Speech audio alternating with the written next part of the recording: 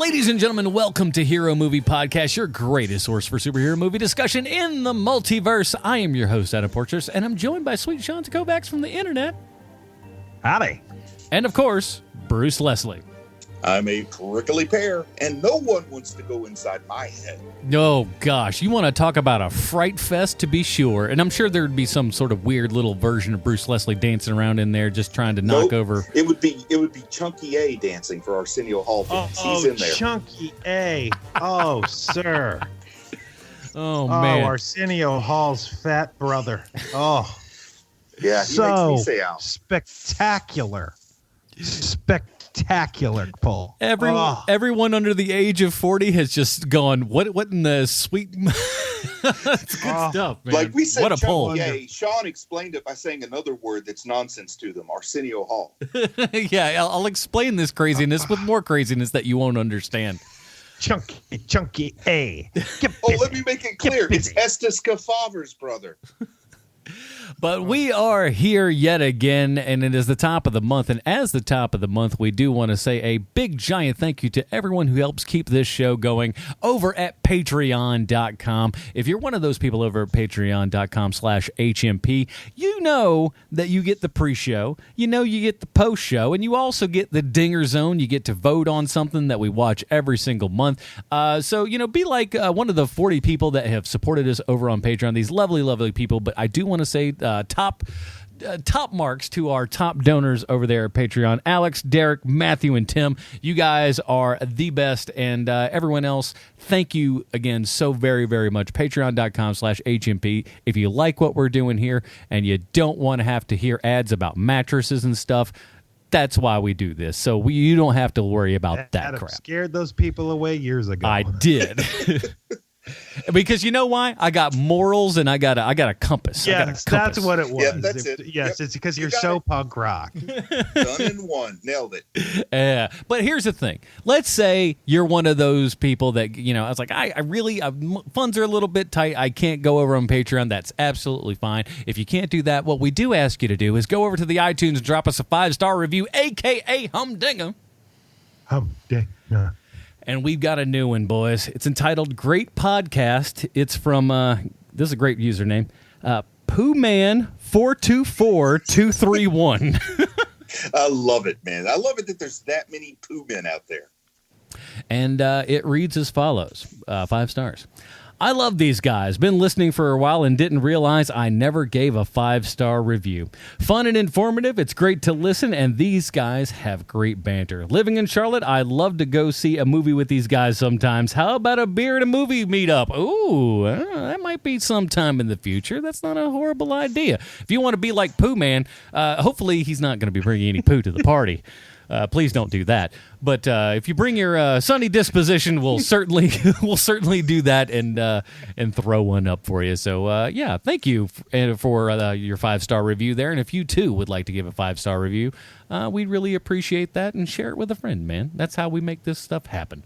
Well, this week it's been a while since it's been out, but we wanted to give everybody a chance, a little time to check it all out. We're going to be talking about the entire first season of Locke and Key on Netflix. Here is the trailer.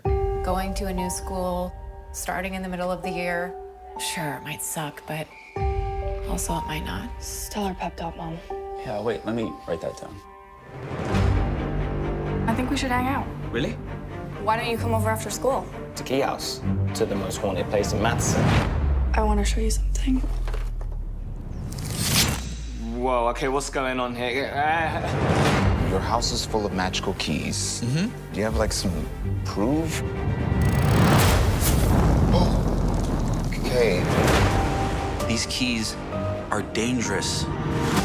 We don't know what they unlock. What do you suppose on the other side of this? Nothing good.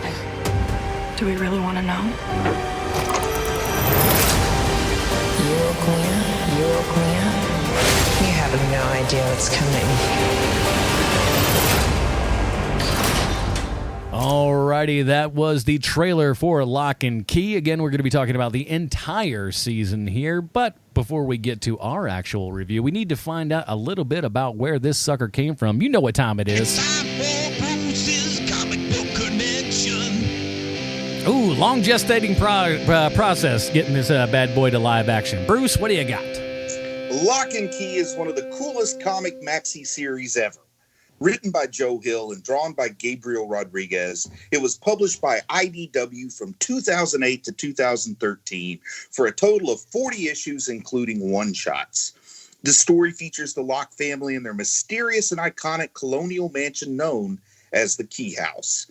The story spans multiple centuries, going back to the Revolutionary War, where a portal to another dimension populated by demons is discovered, and some idiot thought it'd be the perfect place to build a house. In the comics, it is a creepy, gothic New England town named Lovecraft, Massachusetts, and I wonder what are the chances that a town named Lovecraft would have the kind of existential horror elements that would make H.P. Lovecraft of Rhode Island such a star. If time moved in the surreal, non-linear fashion that it sometimes does in the Locke and Key comic, you could say Lovecraft was inspired by Joe Hill. But as the nature of reality is in our world, it's probably the other way around. And I'm saying this for completeness sake, because if I don't, someone will email me to point it out as if I didn't know. But Joe Hill is the son of Stephen King. I don't think that's super relevant, and nobody likes to be constantly identified as someone's son or brother or spouse, etc. I also think that Joe Hill's accomplishments are sufficient to justify him being known as his own man. But, another but here, he is kind of a chip off the old block. He sure does look like a middle-aged version of Stephen King. And I'm pretty sure Locke and Key doesn't exist in a world without Stephen King's It. But back to the story of Key House. Key House is a magical, mystical place, primarily due to the fact that it houses magical, mystical keys made of whisper metal. And what is whisper metal, you may ask? Well, as much as I love spoilers, I'm not going to tell you that. I want you to go read the comics for yourself on that one. The comics contain at least 28 known keys, and makes it clear that there are some keys that remain unknown even at the story's conclusion. These keys include some that we've seen in the Netflix series, like the Echo Key, which only works in the Well House, the Anywhere Key that opens the door to anywhere the bearer can visualize in their mind, and the Gender Key, which is called the Identity Key in the show, which can change one's gender.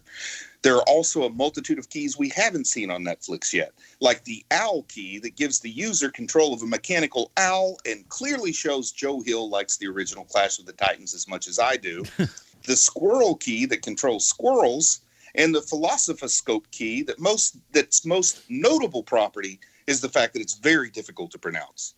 Oh, there's also the Bitey Key. The Bitey Key turns any doorway into a mouth with big teeth. I should also mention that Key House is under a spell which causes occupants to forget about the keys and the magic of the house when they pass their 18th birthday.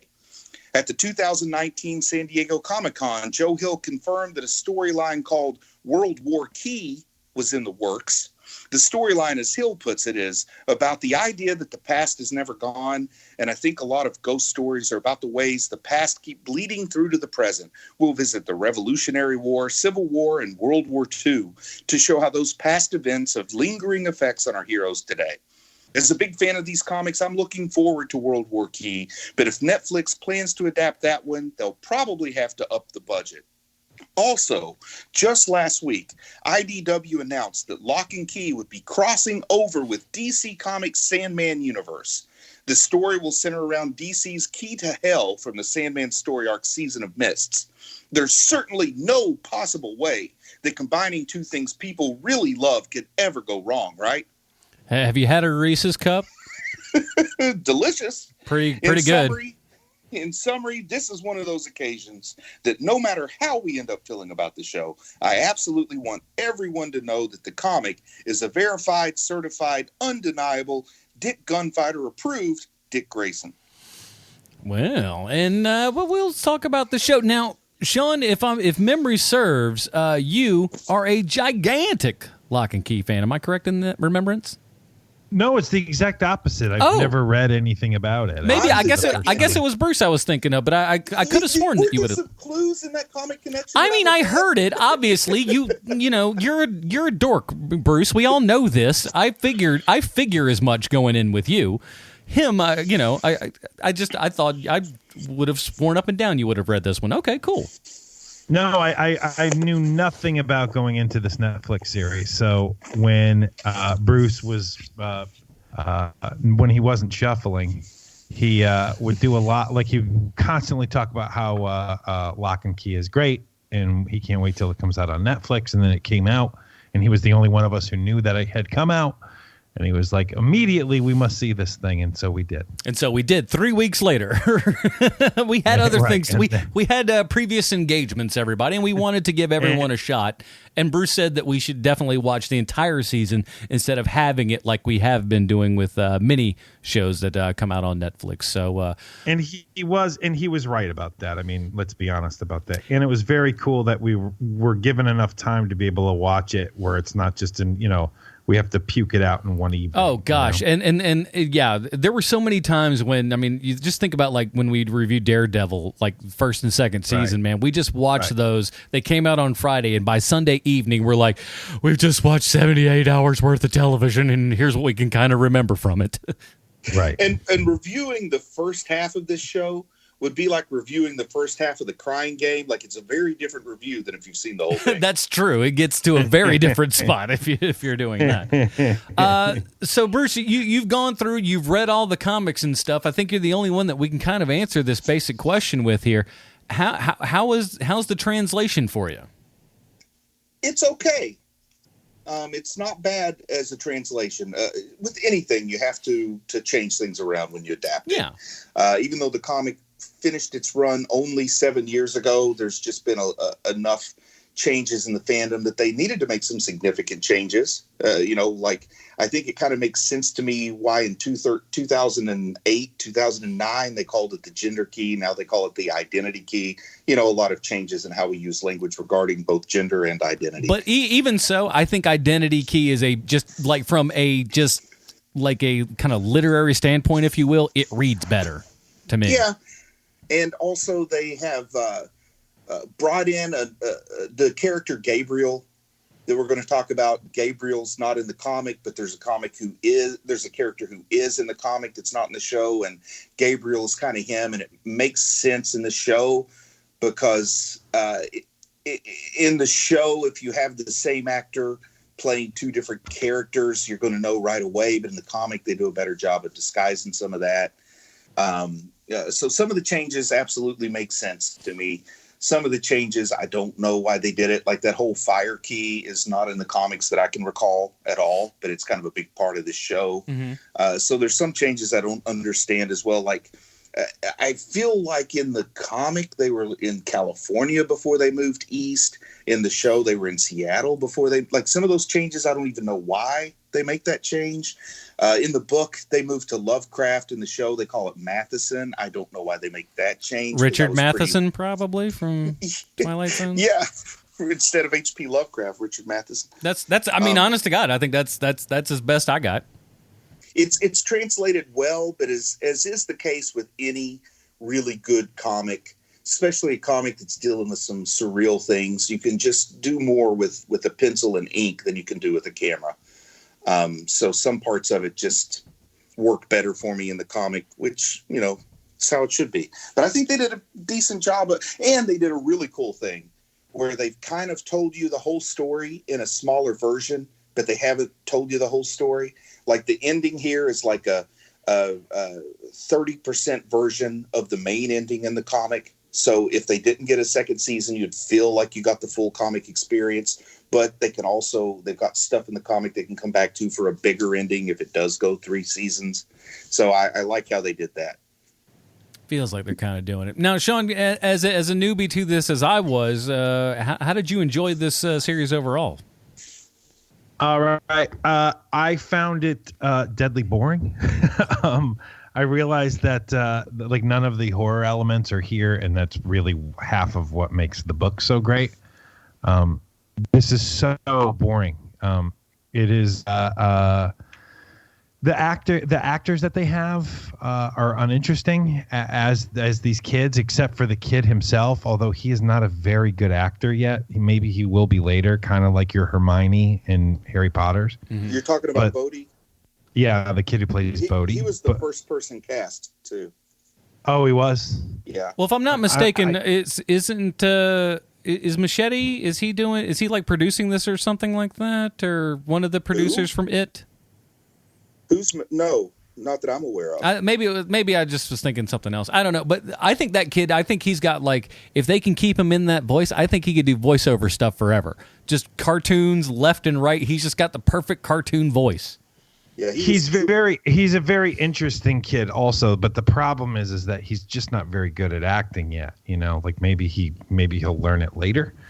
I found all of the CW stuff where they're in high school that can't possibly be in the comic books, or if it is, it's not nearly as much of it. One thing I'm worried about with this is people won't like this very much, and because of that, they won't read the comic, and that's my biggest fear when a comic I really like gets adapted. I will tell you that the actress who plays Echo, yowza. How did I know? I know my man right there, boys. Yep. I know my man. I watch it and I'm just like, you know who I know enjoys this part of the aspect of the show. Which 7 of your ex-girlfriends does she look most like?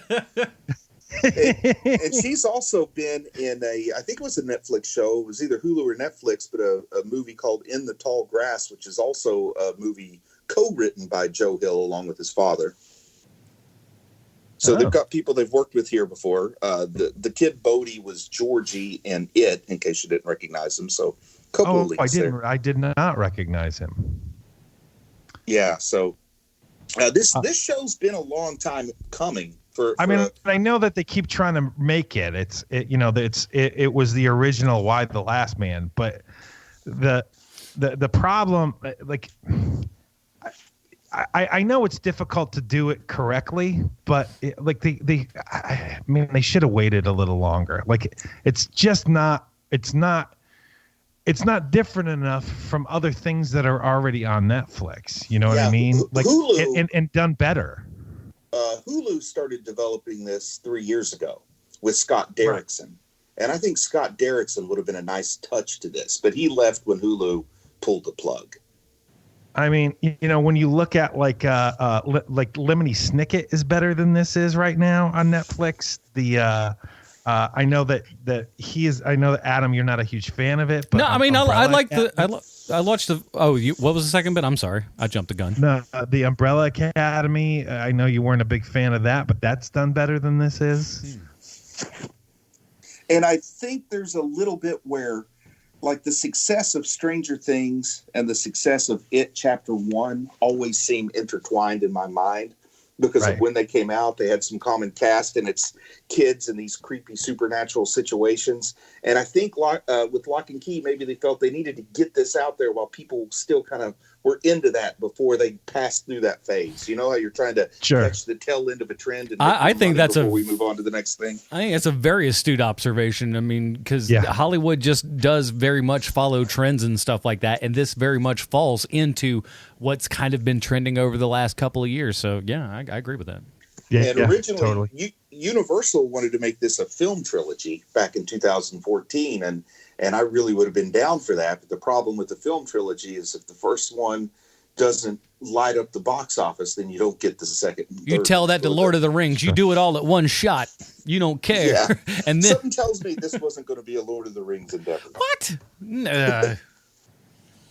Yeah, I will say this. I think you're absolutely correct, and a lot of the acting is kind of super strange to not very good.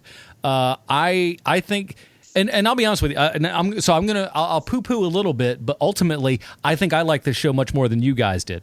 I think I liked it. I understand where Sean is coming from, because I've already gotten input from other friends who told me there's not a single character in the show that they like. Like, maybe the closest is the girl that Tyler is kind of sort of trying to go out with or whatever. That maybe that character is not despicable, but they just hate every single person on the show, and it makes it hard to enjoy the show. Yeah, she's not horrible yet, but like the mom, I just like, part of me goes like, I'm watching this in the beginning going like, this must be something that she's doing, like some sort of acting choice that she's making. And it almost gets weirder as things go on. And it just like, I'm like, what show are you on? Because I don't know that you're on this show. I think. Is it wrong that I like her better when she falls off the wagon? Oh, we were all super excited when she got drunk. Am I wrong? Because I was just like, oh, wow, she's like a normal person. She's like a reverse drunk. She gets drunk, and then she just becomes a regular, normal human being. We've all met those people. We all know the type of person that's just like, oh, you wouldn't drive in the car with them unless if they were sober. But if they're, a little messed up, you'll get in the car with them because, that calms them down. I'm going to talk about the person who bothered me more than the mom, and that's Rendell, the cool dad. Oh, my Lord. I hate the cool dad and the cool teacher, and he's both in one. He's got the, he's doing Christian Bale while looking like John Wick. Man, I think he thinks he looks like Brad Cooper, though, when he's acting. And what makes it, this is where the translation hurts me, because in the comic, the dad is this no-nonsense guy with a buzz cut and kind of looks like, he just looks like the dad who's out in the garage building something all the time. And then they give us the cool dad in the show. And, as a real-life dad, I don't know how you feel about this, Sean, but as a real-life dad, sometimes the cool dad is so annoying. And the cool teacher is so annoying. Man. You never, ever want to be cool dad in real life. Like, never, ever.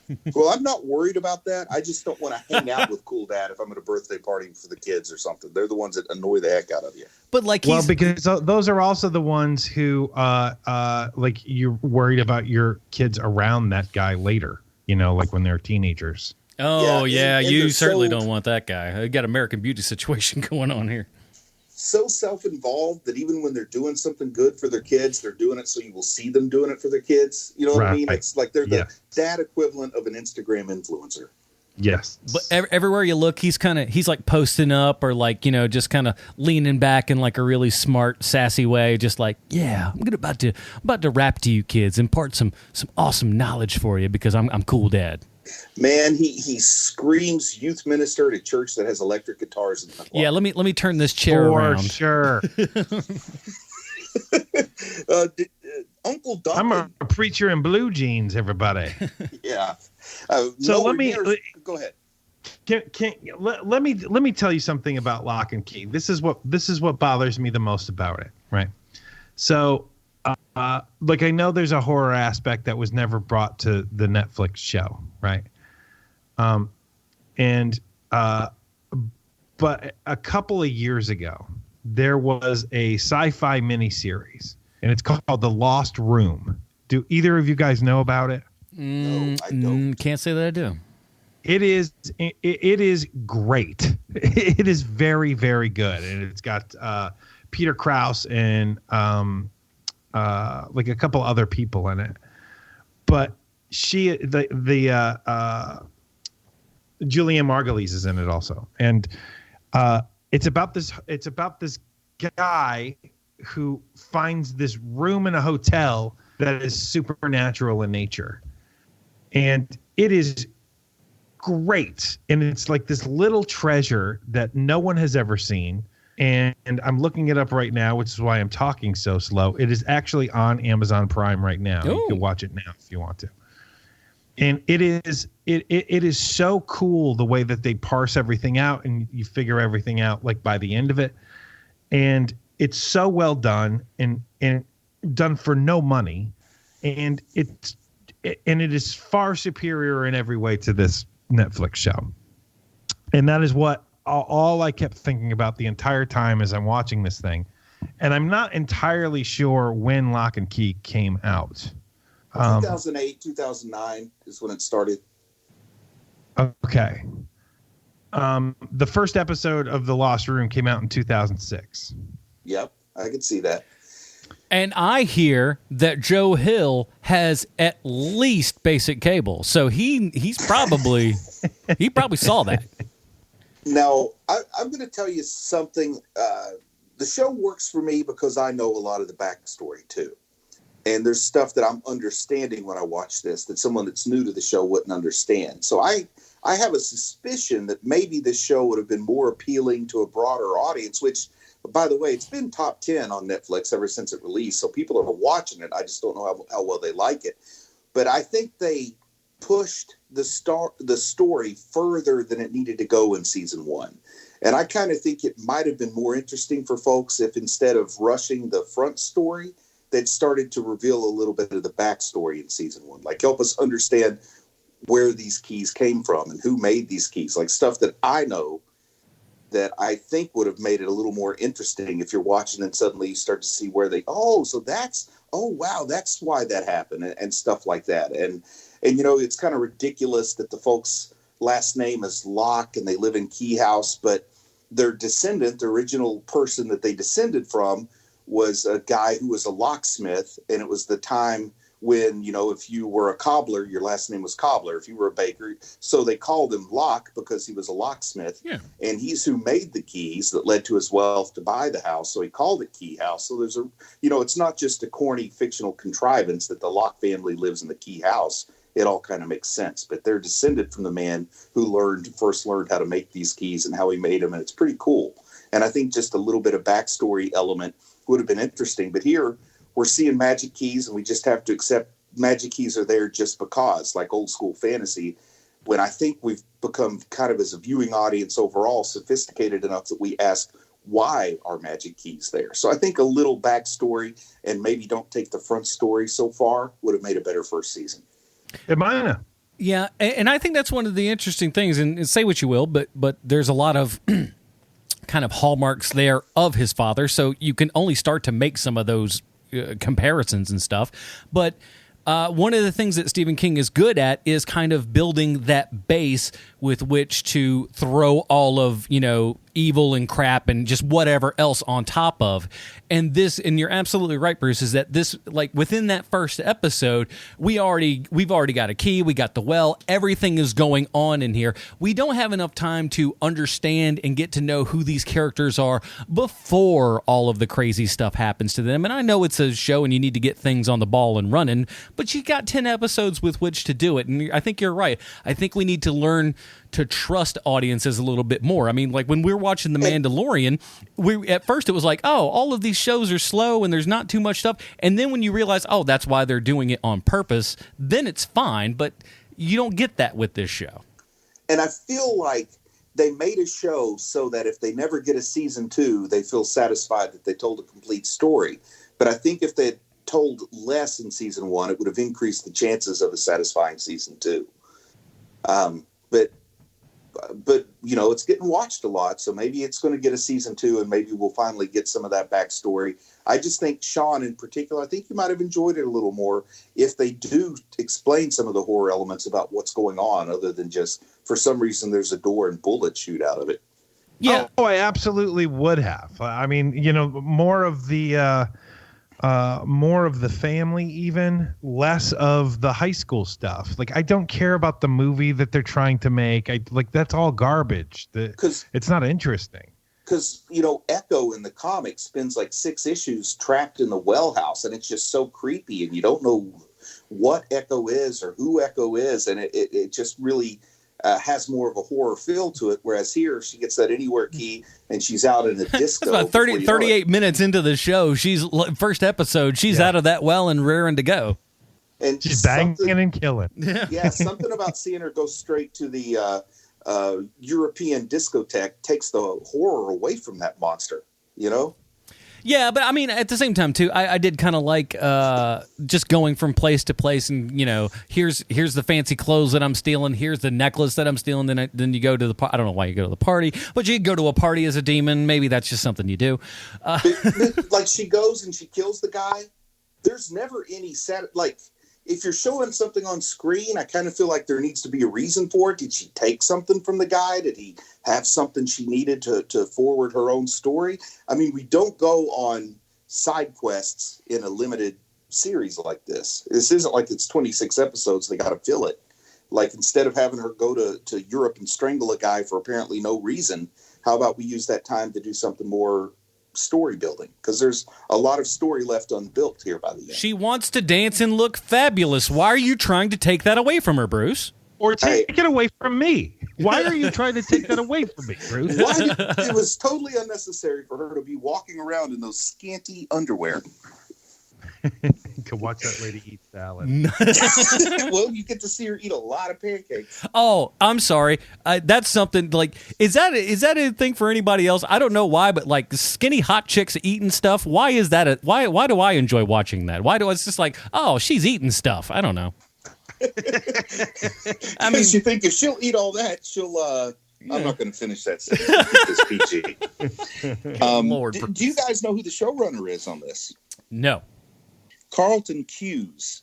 Does that name ring any bells? Because he has a really interesting resume. Wasn't he a Pro Bowler at some point? Sounds like a Pro Bowler name. No, that was Sweet Chauncey. Oh, yeah. Carlton Cuse worked on 3 awesome shows that you and I both like, Adam. I don't know how you come down on this, Sean. But Briscoe County Jr., Nash Bridges, and Martial Law. That's the DNA coming into this show.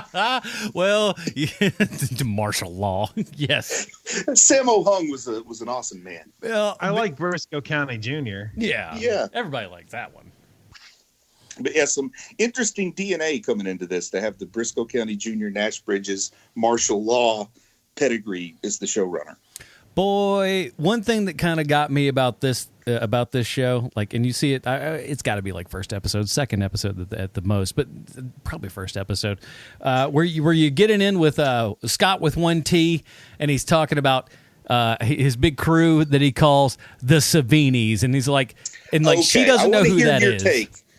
I want to hear your take on the Savini squad, because of the 3 of us, Adam, I think you're most likely to have been in a Savini squad in high school. I wish I had friends that were that cool. We were all way dorkier than that. But my thing is this, and I'm just going, and he goes, the godfather of splatter and special effects. I'm like, no, that's Dick Smith, who worked under Dick Smith and learned his trade from him, Tom Savini. All right? So if you want to talk about godfathers of stuff, Dick Smith's the way that you go, not Tom Savini. And then when Tom Savini shows up in a cameo, it's like, oh, it all makes sense now, doesn't it?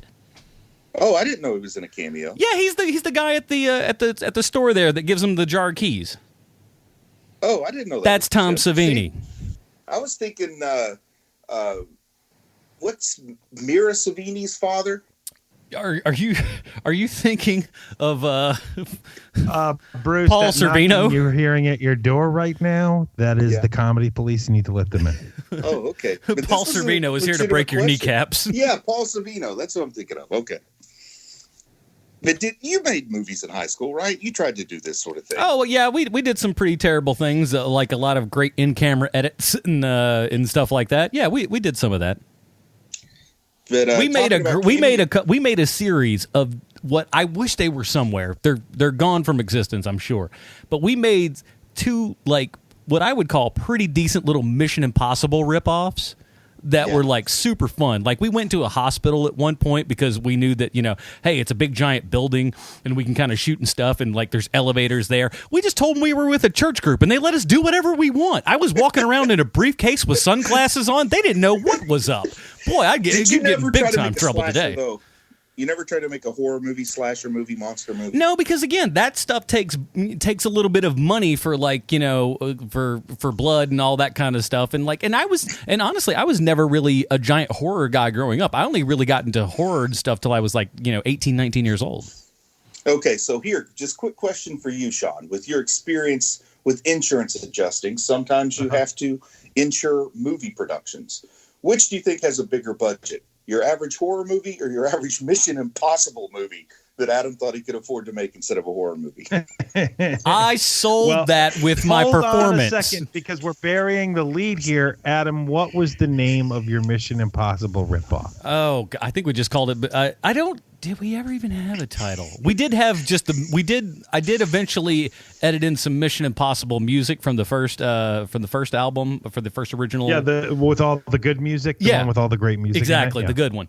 Yeah, I don't know, because we didn't have the ability to make titles that we never really titled anything. It's not like when I made my homebrew movie Man from Aunt. It was kind of like Man from Uncle. Man from Auntie. Did you appreciate Joe Hill's cameo? Oh, that I did. I did enjoy the Joe Hill cameo. I'm like, oh, look, they got him in there at the last second for, what was it? It had to be like last episode, right? It was next to last or last. Something like that. EMS guy with the... But come on, 80% of people that see that cameo, your first response isn't, wow, Joe Hill's in the movie. Your first response is, wow, he keeps looking more and more like his father. Yeah, he doesn't do himself any favors with that face. He looks exactly like him. The beard, he has control over that beard, and he chooses to keep it, so it's on him.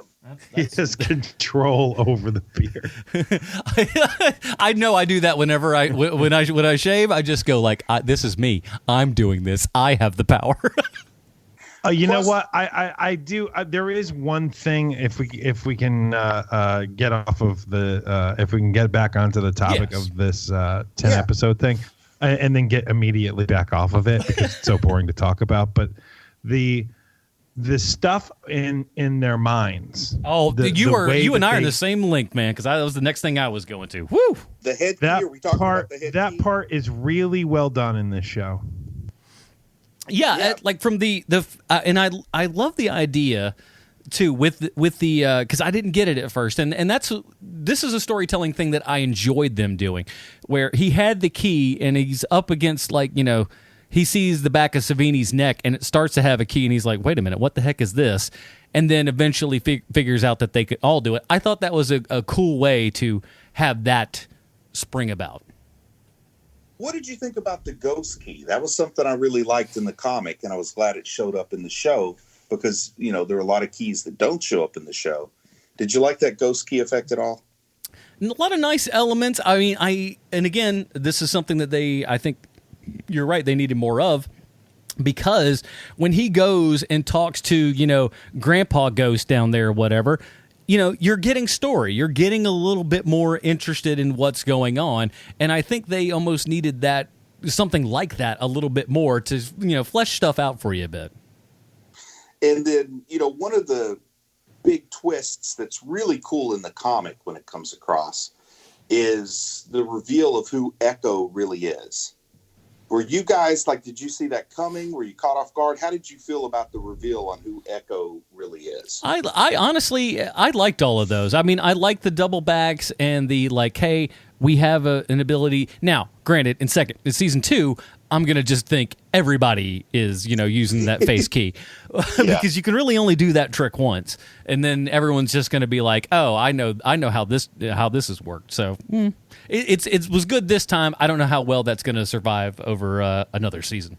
And you know how they cast the actor Lucas, the actor that played Lucas. And I think he looked convincingly like this is the male equivalent of Echo. In the comic, it doesn't change your identity. It just changes your gender, but you still kind of look similar. Oh, okay. So that means you can't stretch it as far in the comic as you can here, where it's just a straight-up shapeshifter key. But I really like that reveal, and something I don't remember from the comic that was in the show. I'm watching this with people that don't know the comic when I'm watching it the first time through. But when Tyler is doing the stuff in the car with Echo, and the whole time I know it's his dead dad's best friend from high school, I'm getting a kick out of watching that. Wait until he figures out what happened. Bruce is just like, little do you know. What did you want? The end scene from Ace Ventura to happen at the end of this? Is that no, not quite. I just liked watching that, knowing where it was going to go, and nobody else knew. Little Finkel is Einhorn over here with this shape shifting. But once Lucas showed up, did it start to click how similar he looked to the actress that plays Dodge, Sean? Well, Einhorn is Finkel. And Finkel is Einhorn. Yeah, I mean, it's called simple science. Laces out. But does anyone? I'll be honest with you guys. If there was a head key, I wouldn't let anybody through those doors. I don't know what's back there. These people are letting out. Now, fine, the child is one thing because he's like a 9-year-old kid. Their minds can only go so far, and that's exactly what you'd expect to see in a 9-year-old's head. But you're a teenage boy. I'm telling you, if Tyler ever goes up in there, you don't go into Tyler's room. Don't go into his head. You don't want to be there. Here's something else too about the head key. I pictured as some kind of metaphysical going into another dimension where you can kind of manipulate your thoughts. But no, it's very practical because the dad puts the key inside his head with the head key, and then it's like Like, suppose he went to get an MRI and nobody knew that key was in there. Is it just going to, like, rip it out of his head and cause his head to explode? Like, the idea that he actually walked around with a physical key inside his head that was still there after he was cremated, like, I think it should have been more like a pocket dimension kind of situation. Yeah, especially when when the coroners finish out, charring you up and everything, they shake it out like they're painting for gold. Plus, by this strategy that we're seeing here, or this kind of rule of how it functions, like, there is a pretty good-sized library book physically lodged in Tyler's head. Yeah, I did. I thought that was a kind of a cool aspect and everything, like him just being able to throw books and stuff in and get that knowledge. And I was just like, oh, Jesus, what I wouldn't give for some of that action. Just be like, hey, oh, no, I know this. Hey, Sean, imagine if instead of watching these 10 episodes, you could have, like, thrown a burned copy on a DVD into your head and not have to watch it and know everything. That would be great. Talk about 10 hours saved. Uh-huh. What'd you think about Kinsey taking her fright out of her head? And the best I know is, like, at the end of this season, that fear monster's still, like, running around loose out in the woods, right? Like, they never did anything with Yeah, it. they didn't tie up that loose end, but I thought that was an interesting element of her going through, taking her fear out, burying that fear, and then ultimately her character does change. She becomes this kind of fearless thing and just doesn't really care about, necessarily the consequences, but she seems just more like kind of a level-headed person and just goes like, no, I know exactly how this is all going to work. Everything's going to be fine. Let's just do this. I thought that was pretty cool. And there's also that really cool thing where, the school bully recognizes her, like the fear of her, and is like, she didn't do her hair or anything, and she was staring in the window, and like that part is really neat about it. But it just didn't do anything. It didn't go anywhere past that. And I thought that was a really good turn. Like that is basically what this show reminds me of, is that the show is a bunch of half measures. Like they don't fully go for it. It's like, well, it's kind of like the book. It's kind of, like everything is like just half measures of everything. And like the key that they put into the tree that brings up the jars that has the uncle's memories in it, like that key doesn't exist in the comic at all. And also, that's like a super specific key for somebody to go to the trouble of making with this incredibly rare substance. Nice. Like, we really need, like, instead of just digging a hole and burying the jars, we're going to make a magic key to bury jars. Listen, this one key to rule them all. Wait a minute, that's a different program. But, okay, let's wrap it up. Yes. All right, so. But overall, I would say that, to me, this was fairly enjoyable. There's a lot of Netflix stuff that when it comes down the line just feels like utter pulling teeth. While this may not have been the funnest thing in the world, there's a lot of, we'll be charitable and say interesting acting choices being made. I didn't hate it. It felt enough kind of like Stephen King-y sort of stuff to where I was okay with it. Yeah, I mean, I liked it better than Sean for sure. Not quite sure where you come down on it, Adam, but yeah, I agree. And so overall, Sean, just a big kind of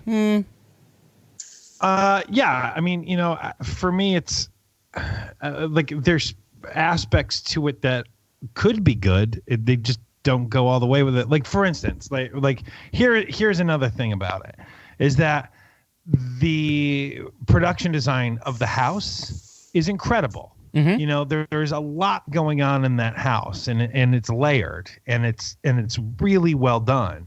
However, anything outside of that house is kind of slipshod, not really dressed in.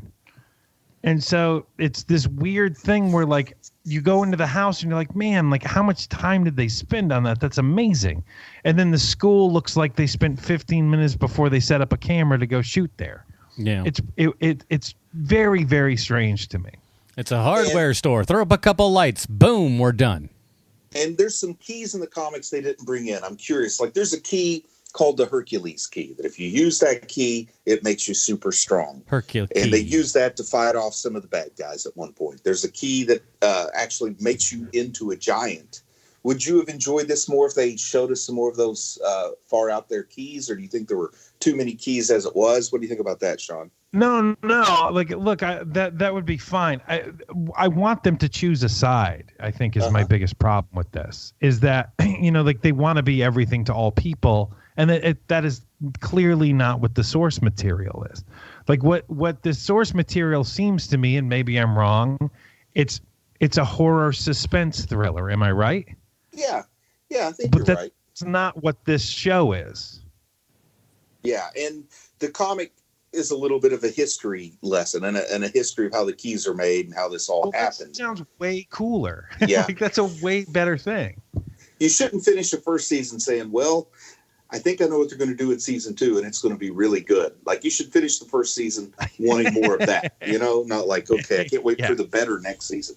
Yeah, and you really want to end like The Mandalorian did. Is that where you're like, oh man, I can't believe it's over already?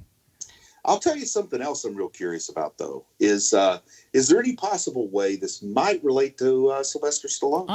Listen, Bruce. There's no way that's even possible. This is a Netflix show with only 10 episodes. There's no way it can connect to Sylvester Stallone. No way. Oh, well, thank you, Adam and Bruce. I have a prepared statement. This one took me a while to find. Matt Dunkley is the conductor of music for Locke and Key, and he also worked on Driven, a movie that was both written and directed by Sylvester Stallone. But what I like to talk about this week is another project that Mark Dunkley had worked on, and it's something that we'll never get the opportunity to speak about again. So, like years ago on Preacher Podcast, we got the chance to talk about a movie called Fart the Movie. And it was the greatest thing that's ever happened to any of us. So today, while we can, we're going to talk about a made-for-TV movie called The Fattest Man in Britain. I'd never heard anything about The Fattest Man in Britain, but you don't need to be Horatio Caine to figure out the context clues as to what this TV movie could possibly be about. Yeah. And it turns out this movie has a bevy of British TV stars in it, which I find particularly charming, because whenever I hear someone from England say something like, it stars the always great Bobby Ball and Brendan O'Carroll, my American brain tries to place those two people, but it can't, because when you look him up, his resume has TV show names like Cannon and Ball and the Cockfields, which I hope is about some type of farmers, but I'll never know because we won't ever see that here. Now, Timothy Spall also plays in this movie, and he is actually the fattest man in Britain, whom American audiences might know as Wormtail from Harry Potter, or Winston Churchill from The King's Speech. And if you haven't, totally go see The King's Speech. It's a great movie. I know it sounds weird to be promoting a high-minded drama in the middle of a joke that's speaking exclusively about a movie called The Fattest Man in Britain, but just go with me here. Just go with me. After doing some half-measured, do the research, but not really, I found The Fattest Man in Britain is exactly what you think it is. A movie where you feel bad for the big fat guy, and there's a storyline that asks the question, will he lose that weight? But for the most part, it's a movie to trap people with mean senses of humor into feeling for people they would normally make fun of. And the tradition of movies like Stuck on You, The Ringer, or Shallow Hal. This week, I'm going to end the Stallone connection by saying it's never okay to make fun of fat people unless they're total douchebags who don't see themselves as fat and is currently the president of the United States of America. But not fat, not fat at all. Our new podcast, America 30 Questions. And there you have it, ding-a-lingers. This week's Stallone connection is conductor Matt Dunkley. I'm Sean Kovacs. And you are welcome. His friends call him Dunky. All right, now let's get down to it. Our final ratings here for the first season of Locke and Key, of course, is from our Robin rating system. You can check that out at facebook.com/HeroMoviePodcast. It's at the top of the screen. Bruce, where does the first season of Locke and Key fall on the Robin rating system for you?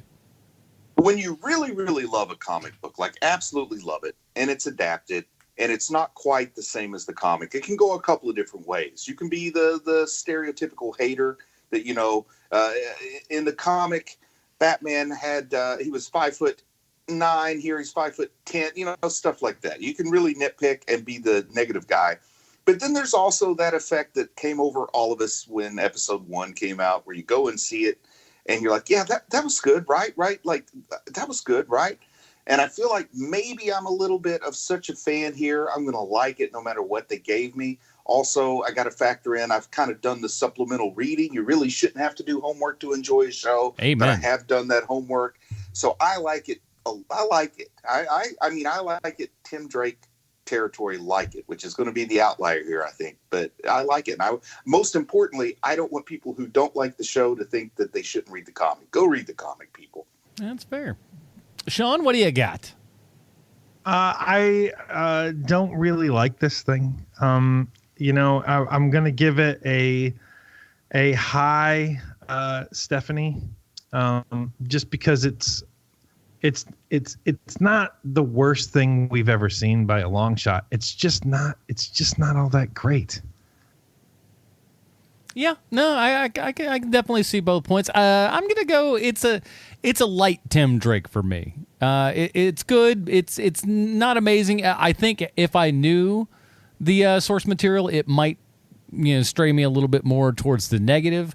But for what it is and the audience that it's clearly trying to go to via obviously Netflix, and it's in that nice kind of TV 14 range where, that's who kind of they expect to watch this is high schoolers and stuff like that. And I think high schoolers by and large, if you're not into, super scary stuff, this will be fine for you. It's good enough. And I'm interested enough for a season 2, but again, and I didn't even think about this until just now, is that what's-his-nose there can age out of this role rather quickly if you're not careful. I mean, he's already starting to look, much older than he did in, It and all that kind of stuff. And unless they're feeding that kid a steady diet of coffee and cigarettes, I think he's going to grow up. Yeah, I think and so. Maybe not be so cute anymore. So, I mean, that's how it happens to a lot of kids. So, Yeah, Carl from Walking Dead. It's going to happen real fast here. Sorry, Carl, you got to get a bullet to the brain. And that's, I don't know that's how that show ends. I stopped watching a long time before that. We haven't discussed what we're doing next week because we totally forgot to before this recording and everything. So we'll come up with that in the post show. You know who's going to find out about it first? People that support us over at patreon.com/HMP. That's right. Those people have advantages over you fine normal folks. But come on. Bruce, where can we find more of your work on the internet? I just want to remind people that Heroes and Villains podcast is still out there. So go check for Heroes and Villains podcast. A lot of back episodes about cool comic book characters. But more importantly, there are 6 episodes telling everyone the story of Nerd Spawn Genesis. The absolutely 100% not quite true story of how Sean, Bruce, and Adam fought bad guys and stuff with a superhero kid named Lil Still helping him out. I say put it on your phone there and have Bruce tell you a story before you go to sleep. Just like Uncle Brucey's tucking you in. I like that idea. You'll go to sleep quicker than usual. Yeah, you'll be right out faster than ambient. I'll tell you that right now. Sean, if what do you think if people had 30 questions? What do you think they should do with 30 questions on their hands? Could you put it to just any old thing? Or would you have a more focused laser? I would really love it if you would go to Clone Wars 30 questions. We have a new episode for each new episode that comes out for season 7 on Disney Plus. It is, even if you don't watch the show, the questions are really turning out to be great where you don't even have to watch the dang show. We would love it if you would listen to it. No, exactly, and I think that's half the fun of it. And we had people like that with Preacher, which was really odd. People were like, "I don't watch the show. I've never read the books, but I enjoy listening to your show." And I'm like, "I don't understand what planet you're from, but thank you."